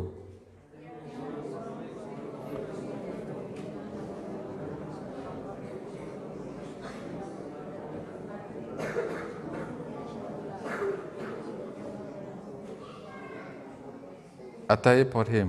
চোৱা মই তোমাৰ ইচ্ছা পালন কৰিবলৈ আহিলোঁ। এই দ্বিতীয়টো থিৰ কৰিবৰ কাৰণে তেওঁ প্ৰথমটো গুচাই পেলাইছে।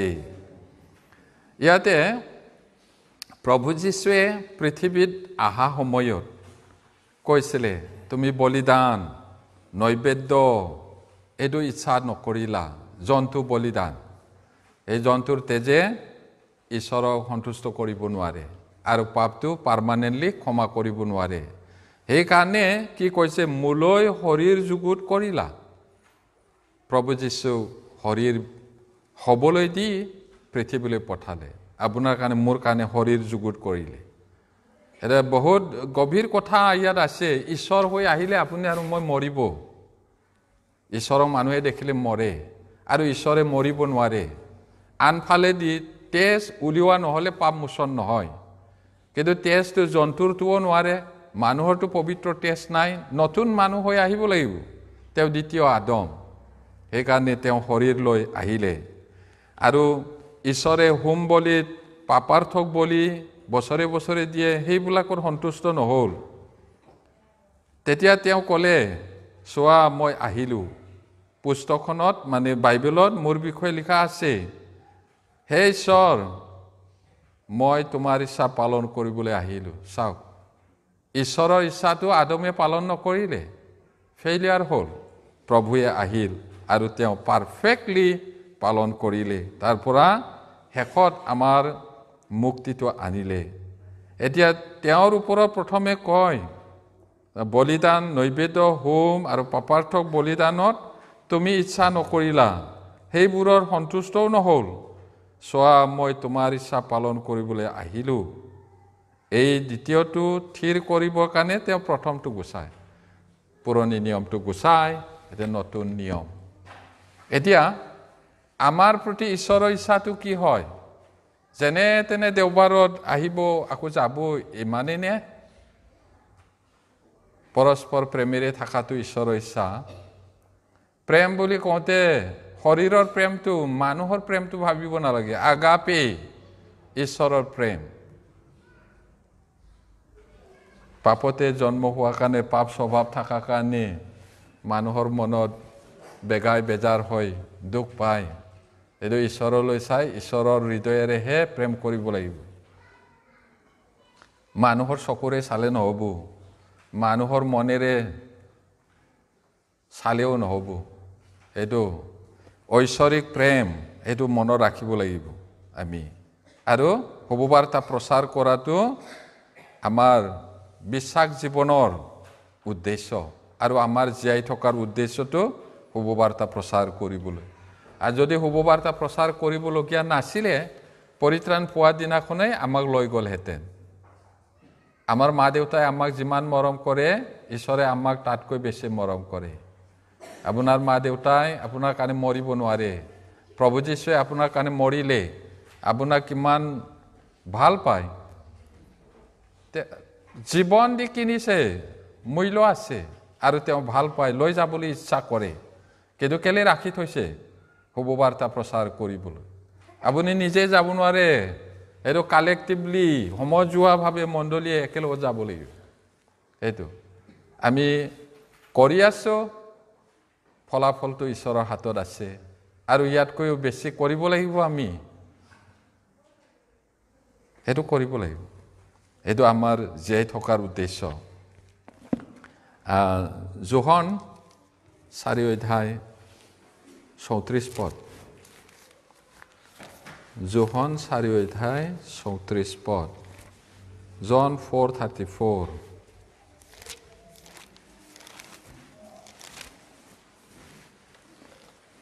পঢ়িম। যীশুৱে তেওঁবিলাকক ক'লে, মোক পঠোৱা জনাৰ ইচ্ছা পালন কৰা আৰু তেওঁৰ ইচ্ছা সিদ্ধি কৰাই মোৰ আহাৰ। প্ৰভু যীশুৱে ঈশ্বৰৰ ইচ্ছা পালন কৰাটোৱে তেওঁৰ আহাৰ, খোৱা বোৱা বুলি কৈছিলে। তেওঁৰ শিষ্যবিলাকে কৈছিলে, প্ৰভু অলপমান জলপান কৰক বা আহাৰটো গ্ৰহণ কৰক। তেতিয়া উত্তৰটো এনেকৈহে দিছে। এতিয়া আমি জীয়াই থকাৰ উদ্দেশ্য আৰু আমাৰ আহাৰটো শুভবাৰ্তা প্ৰচাৰ কৰাৰ হ'ব লাগিব। কিন্তু এজন দুজন কিছুমান ভাই ভনীবিলাকে মোৰ কাম নহয়, মণ্ডলীত মোৰ কাম নাই, মোৰ কি দৰকাৰ, এনেকুৱা নিচিনা আচৰণ কৰে। এইটো নহয় বিশ্বাস জীৱনটো। আমাৰ সকলোৰে কাম হয়, সকলোৱে হাত উজান দিব লাগিব। এনেও বহুত কঠিন, ইজি নহয়। আৰু যদি আমি একেলগে সকলোৱে নকৰোঁ, তেতিয়াহ'লে কেনেকৈ আগবাঢ়িম? 5:30 5:30 পঢ়িম। মই নিজৰ পৰা একো কৰিব নোৱাৰোঁ, যেনেকৈ শুনিছোঁ তেনেকৈ সুদবিচাৰ কৰিছোঁ, আৰু মোৰ সুদবিচাৰ ন্যায়, কিয়নো মই নিজ ইচ্ছালৈ নিচিন্তি মোক পঠোৱা জনাৰ ইচ্ছালৈহে চিন্তু। আমি একো কৰিব নোৱাৰোঁ। ঈশ্বৰে মণ্ডলীৰ যোগেদি কাম কৰে, আৰু ঈশ্বৰৰ ইচ্ছাৰ দৰেহে আমি কৰিব লাগিব, আমাৰ ইচ্ছাৰ দৰে নহয়। ঈশ্বৰৰ ইচ্ছাটো আমি বাইবেলত পাইছোঁ। তেওঁৰ ইচ্ছাটো কি? আমি এনেই পৰিত্ৰাণ পাই স্বৰ্গত সোমোৱাটো ঈশ্বৰৰ ইচ্ছা নহয়। আমি ঈশ্বৰৰ কাম কৰি পুৰস্কাৰৰ সৈতে অনন্তকাল তৰাবোৰৰ দৰে জিলিকি থকাটো তেওঁৰ ইচ্ছা। সুদা মানুহটো যোৱাটো তেওঁৰ ইচ্ছা নহয়। 6:38 Chapter 6:38 পঢ়িম। কিয়নো মই মোৰ নিজৰ বাঞ্ছা পূৰ কৰিবলৈ নহয়, মোক পঠোৱা জনাৰহে বাঞ্ছা পূৰ কৰিবলৈ স্বৰ্গৰ পৰা নামি আহিছোঁ। ইমান ক্লিয়াৰকৈ কৈছে। প্ৰভু যীশুৱে নিজৰ ইচ্ছা কাৰণে অহা নাই, নিজৰ ইচ্ছাটো পূৰ কৰিবলৈ নহয়, মোক পঠোৱা জনাৰহে বাঞ্ছা পূৰ কৰিবলৈ স্বৰ্গৰ পৰা নামি আহিছোঁ। কোনে পঠালে? পিতৃ ঈশ্বৰে। পিতৃ ঈশ্বৰৰ ইচ্ছাটো কি হয়? মানৱ জাতিৰ কাৰণে মুক্তিৰ মূল্যৰ অৰ্থে জীৱন দিয়াটো। বহুতে ভুল কৰে, বেমাৰ ভাল কৰিবলৈহে আহিছিলে বুলি। যীশুৱে বেমাৰ ভাল কৰিবলৈ অহা নাই নহয়। যাৰ টকা পইচা নাই তেওঁলোকক টকা পইচা দিবলৈ, যাৰ মাটি বাৰী ভাই ককাৰ মাজত গণ্ডগোল হৈছে তাক ভাগ বতৰা কৰিবলৈ অহা নাই। এদিন এজন মানুহে কৈছিলে নহয় জানো, হে প্ৰভু, আমাৰ দেউতাৰ সম্পত্তিটো ককাই আৰু মোৰ মাজত ভগাই দিয়ক বুলি কৈছিল না নাই?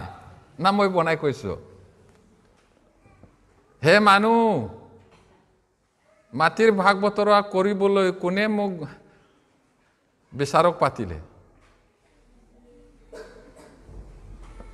আৰু সমাজ সংস্কাৰ কৰিবলৈ তেওঁ অহা নাই। বহুতে ভুল বুজে। যীশুক বিশ্বাস কৰিলে সম্পত্তি পাব, জয় জয় মই হ'ব, বেমাৰ আজাৰ নহ'ব বুলি ক'ত লিখা আছে? বাইবেলত কোৱা নাই। পিতৃ ঈশ্বৰে তেওঁক কিয় পঠাইছিলে? আমাৰ মুক্তিৰ মূল্যৰ অৰ্থে জীৱন দিবলৈ। আৰু তাকে কৰিবলৈ যাওঁতে তেওঁ যাওঁতে দুখৰ পৰা বেমাৰৰ পৰা বিলাকক তেওঁলোকৰ বিশ্বাস মতে তেওঁ সুস্থ কৰিছিলে। আইটি তোমাৰ বিশ্বাসে তোমাক ৰক্ষা কৰিলে যোৱা, বোপাই তোমাৰ বিশ্বাসে তোমাক ৰক্ষা কৰিলে যোৱা। আৰু তাৰ মিনিং আছে, আত্মিক মিনিং আছে। ঈশ্বৰক নাপালে মানুহটো কুষ্ঠ ৰোগী হয়, অহুচি। যদি পৰিত্ৰাণ পোৱা নাই তাৰ আত্মিক চকুটো অন্ধ, যদি পৰিত্ৰাণ পোৱা নাই তাৰ আত্মিক ভৰিটো লেঙেৰা, যদি পৰিত্ৰাণ পোৱা নাই পূজা হয়, যদি পৰিত্ৰাণ পোৱা নাই হাতটো মৰা। যিজনে বিশ্বাস কৰে আত্মিক ভৰিটো পোন হ'ব, বোবাটো ক্লিয়াৰলি ঈশ্বৰৰ কথা ক'ব পাৰিব।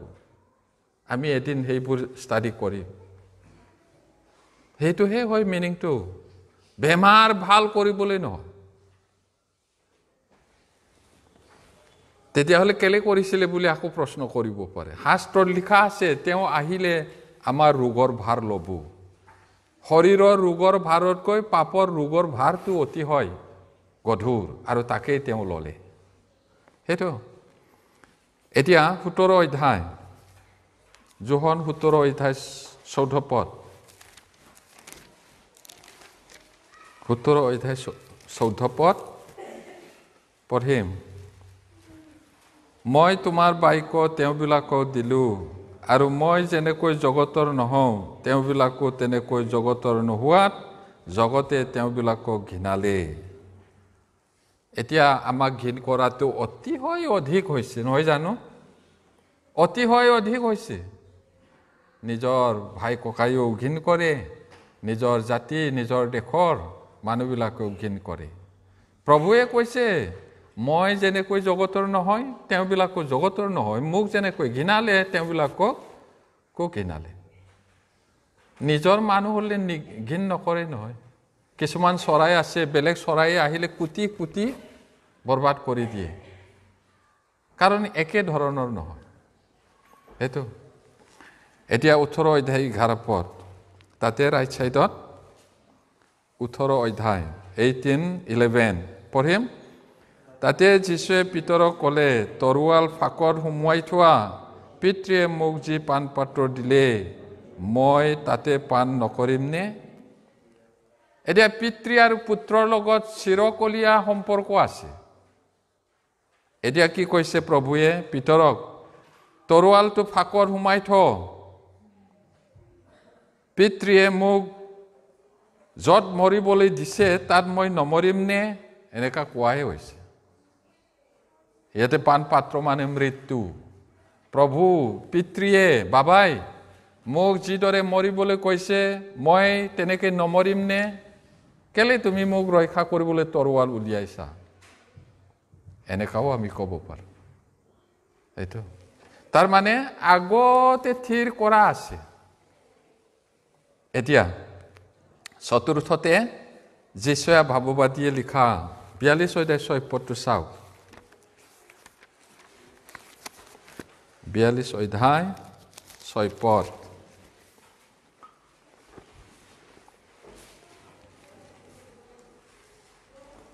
পঢ়িম।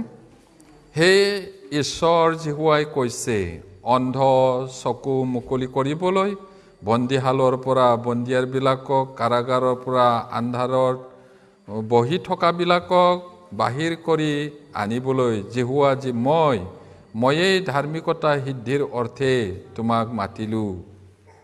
এতিয়া পিতৃ ঈশ্বৰে প্ৰভু যীশুক এইদৰে কৰিবলৈ কৈছে। এতিয়া অন্ধৰ চকু মুকলি কৰিবলৈ, মই অথনি ক'লোঁ পৰিত্ৰাণ যদি পোৱা নাই তেওঁৰ আত্মিক চকুটো অন্ধ, তেওঁ জগতৰ বস্তু মাত্ৰ দেখে, আত্মিক বিষয় দেখি নাপায়। আৰু মানুহ অজানিতে শয়তানৰ বন্দীশালত আছে, গমেই নাপায়, কাৰাগাৰত আছে, মৃত্যু ছায়াত অন্ধকাৰত বহি আছে। তেওঁবিলাকক আনিবলৈ ঈশ্বৰেই প্ৰভুক মাতিলে, প্ৰভুক পঠাই দিলে। মলাখী 3 অধ্যায় 1 পদ, মঠিৰ আগত মলাখী 3 অধ্যায় 1 পদ।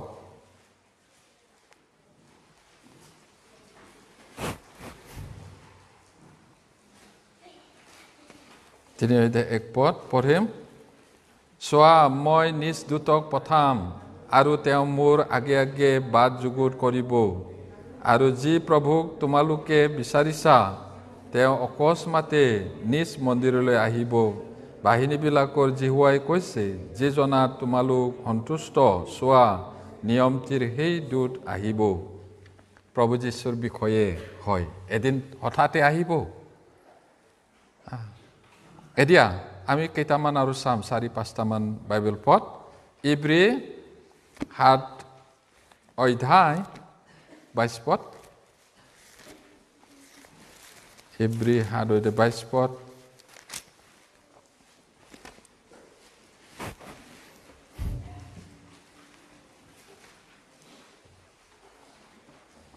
পঢ়িম। এনে স্থলত যীশু শ্ৰেষ্ঠ নিয়মৰ জামিন হ'ল। পুৰণি নিয়মে মানুহক পৰিত্ৰাণ দিব নোৱাৰিলে। বিধান পালন কৰি কোনেও ধৰ্ম কৰ্মৰ দ্বাৰা ধাৰ্মিক নহ'ল। তেওঁ নতুন নিয়ম, তেওঁৰ এই লাষ্ট চাপাৰ প্ৰভুভোজ খোৱা সময়ত আঙুৰটো চেপি কৈছিলে, এয়ে মোৰ তেজ, অনেকৰ মুক্তিৰ মূল্যৰ কাৰণে ওলোৱা নতুন নিয়মৰ তেজ। আৰু প্ৰভু যীশুৱে নতুন নিয়মৰ শ্ৰেষ্ঠ জামিন হ'ল, গেৰেণ্টাৰ। এতিয়া ইব্ৰী 9:15-16 পদ। 15-16 পদ পঢ়িম। আৰু এই কাৰণেই তেওঁ নতুন নিয়মৰ মধ্যস্থ হৈছে, যেন সেই প্ৰথম নিয়ম লংঘন কৰাত হোৱা অপৰাধবোৰৰ মুক্তিৰ অৰ্থে মৃত্যু ঘটিলত আমন্ত্ৰিতবিলাকে অনন্তকাল স্থায়ী উত্তৰাধিকাৰ বিষয়ক প্ৰতিজ্ঞাৰ ফল পাব পাৰে। কিয়নো য'ত নিয়ম পত্ৰ হয়, তাত নিয়ম কৰা জনৰ মৃত্যুৰ প্ৰমাণ পোৱা আৱশ্যক। পুৰণি নিয়মত কিহেৰে নিয়ম কৰিছিলে? টেষ্টামেণ্ট। কেনেকৈ চুক্তি কৰিছিলে? জন্তুৰ তেজ, তেজেৰেহে চুক্তি হয়। নতুন নিয়মত যীশুৰ তেজ আৰু তেওঁৰ শ্ৰেষ্ঠ জামিন। আৰু 12:24 পদ। 12:24 পদ। তেওঁ মধ্যস্থও হ'ল, অথনি আমি পঢ়িছোঁ, আৰু ইয়াতে পাম, পঢ়িম। নতুন নিয়মৰ মধ্যস্থ যীশু আৰু হেবলতকৈ অতি উত্তম কথা কওঁতা শান্তি কৰা তেজ, এই সকলোৰ ওচৰলৈ তোমালোক আহিলা। এতিয়া নতুন নিয়মৰ মধ্যস্থ, মেডিয়েটৰ, ঈশ্বৰ আৰু আমাৰ মাজত তেওঁ নিজৰ তেজটো দি আমাক মিলন কৰালে। আৰু হেবলতকৈ অতি উত্তম কথা কওঁতা শান্তি কৰা তেজ, সেইটো এই সকলোৰ ওচৰলৈ তোমালোক আহিলা। আমি আহিলোঁ। সেই সময়ৰ বিশ্বাসীবিলাকো আহিছিলে, আমিও আহিলোঁ। যীশুৰ তেজে ঈশ্বৰ আৰু আমাৰ মাজত মিলন কৰিলে, আৰু আমাৰ এতিয়া শান্তি আছে, ঈশ্বৰৰ শান্তি। দুষ্টবোৰৰ কোনো শান্তি নাই বোলে। দুষ্ট মানে পৰিত্ৰাণ নোপোৱা মানুহ। এতিয়া আমাৰ শান্তি আছে, ঈশ্বৰৰ শান্তি। এতিয়া 13:20 পদ। 13:20 পদ। 13:20 পঢ়িম। শান্তিৰ আকৰ যি ঈশ্বৰে অনন্তকাল স্থায়ী নিয়মৰ তেজৰ গুণে মেৰবিলাকৰ সেই মহান ৰক্ষকক, অৰ্থাৎ আমাৰ প্ৰভু যীশু মৃতবিলাকৰ মাজৰ পৰা পুনৰাই আনিলে। তেওঁ নিজৰ ইচ্ছা সাধনৰ অৰ্থে তোমালোকক সকলো সৎ বিষয়ত সিদ্ধ কৰক। ঈশ্বৰে প্ৰচুৰ পৰিমাণে আশীৰ্বাদ কৰক। প্ৰিয়সকল, আচৰিত কথা, আমাৰ ঈশ্বৰ কেনেকুৱা ঈশ্বৰ? শান্তিৰ ঈশ্বৰ, শান্তিৰ আকৰ ঈশ্বৰ। আৰু এতিয়াৰ যিটো নিয়ম, যীশুৰ তেজেৰে কৰা যিটো নিয়ম, কিমান দিনৰ কাৰণে?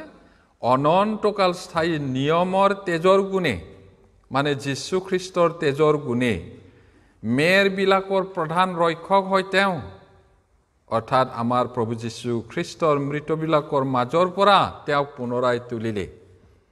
মৃত্যুৰ পৰা, মৰাৰ পৰা প্ৰথমে জি উঠাজন যীশু, আৰু আমি আটাই সত্য বিশ্বাসীবিলাক তেওঁ অহা সময়ত পুনৰুত্থান হ'ম আৰু যদি জীয়াই থাকোঁ ৰূপান্তৰ হ'ম। এতিয়া পুনৰাই আনিলে তেওঁ নিজৰ ইচ্ছা সাধনৰ অৰ্থে তোমালোকক সকলো সৎবিষয়ত সিদ্ধ কৰক। এতিয়া আমাক ঈশ্বৰৰ ইচ্ছাটো সাধন কৰিবলৈ বা সফল কৰিবলৈ সকলো ভাল বিষয়ত আমাক জ্ঞান দিয়ক, সিদ্ধ কৰক বুলি কৈছে। প্ৰিয়সকল, কিমান আচৰিত কথা। এতিয়া আমি আজি কি চালোঁ? পৰিত্ৰাণৰ কথা। পৰিত্ৰাণত পিতৃ ঈশ্বৰে কৰা কামটো আমি যোৱাবাৰ চালোঁ। ঈশ্বৰ ডিজাইনাৰ হয় আৰু সেই ডিজাইনটো ফুলফিল কৰিছে প্ৰভু যীশুৱে। সেইটো ঈশ্বৰে সৈতে খ্ৰীষ্টৰ চিৰকলীয়া নিয়ম, সেইটো বাস্তৱ কথা শাস্ত্ৰত আমি পালোঁ আৰু আমি আগলৈ ষ্টাডি কৰি থাকিম। আজিৰ কাৰণে ইয়াতে ৰাখিছোঁ। প্ৰাৰ্থনা কৰে। স্বৰ্গত থকা মহান পিতৃ ঈশ্বৰ, তুমি আমাক যি মহাপৰিত্ৰাণ দিলা তাৰ বাবে ধন্যবাদ। আমালৈ পৰিত্ৰাণ আনিবৰ কাৰণে প্ৰথম মানুহ আদম হাৱাই কৰা পাপৰ সময়তে তুমি প্ৰতিজ্ঞা কৰিছা আৰু কালৰ শেষত তোমাৰ পৰিকল্পনা মতে তোমাৰ একমাত্ৰ প্ৰিয় পুত্ৰ যীশুক পঠাই দিছিলা। তোমাৰ সেই আচৰিত পৰিকল্পনা যে তুমি সিদ্ধ কৰিলা তাৰ কাৰণে ধন্যবাদ। আমালৈ তুমি অনন্ত জীৱন আনিলা আৰু চিৰস্থায়ী যে নিয়ম তুমি কৰিলা যীশুৰ তেজত, তাৰ কাৰণে ধন্যবাদ। পিতৃ ঈশ্বৰ আৰু প্ৰভু যীশু খ্ৰীষ্টৰ মাজত যি চিৰকলীয়া নিয়ম আছে তাৰ বাস্তৱ কথা আমি শাস্ত্ৰৰ পৰা অধ্যয়ন কৰিলোঁ। শুনা প্ৰতিজনৰ ওপৰত তোমাৰ অনুগ্ৰহ হওক। আমাক তোমাৰ অনুগ্ৰহ আৰু জ্ঞানত বাঢ়ি বাঢ়ি যাবলৈ সহায় কৰা পিতা, প্ৰাৰ্থনা যীশু নামত খুজিছোঁ। আমেন।